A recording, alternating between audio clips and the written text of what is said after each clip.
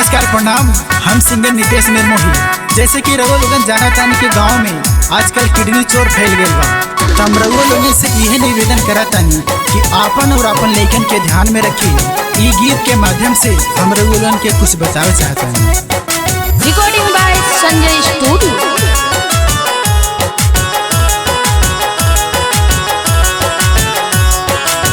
रखी ध्यान हो कि शाम चाहे भोर हो, रखी ध्यान हो कि शाम चाहे भोर हो।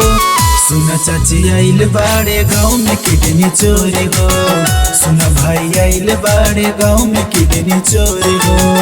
गहुआ जवार पूरा हो गईल सोरे हो, गहुआ जवार पूरा हो गईल सोरे हो। सुना चाची आइल बाड़े गाँव में किडनी चोरी हो, सुना भाई आइल बाड़े गाँव में किडनी चोरी हो।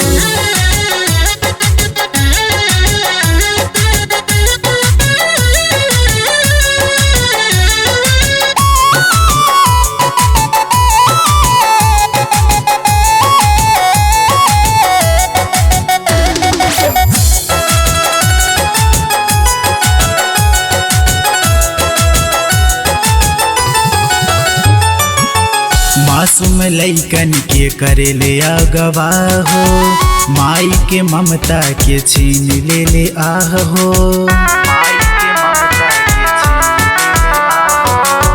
मासूम लइकन के करेले अगवा हो, माई के ममता के छीन ले आह हो। करली अर्जी बात सुन साभे मोरे हो, करनी अर्जी बात सुन साभे मोरे हो। सुन चाची आइल बाड़े गाँव में किडनी चोरी हो, सुन भाई आइल बाड़े गाँव में किडनी चोरी हो।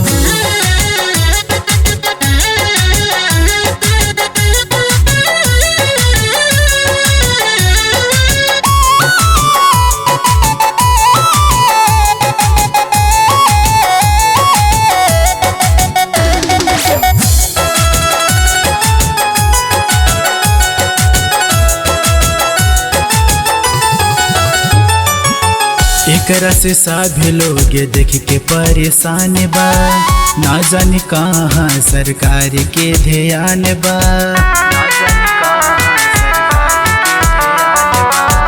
एकरा के देख के सभी परेशान बा, ना जाने कहाँ सरकार के ध्यान बा। राइटर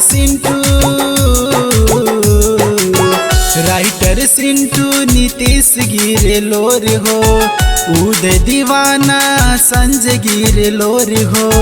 सुन चाची आइल बाड़े गाँव में किडनी चोरी हो, सुन भाई आइल बाड़े गाँव में किडनी चोरी हो।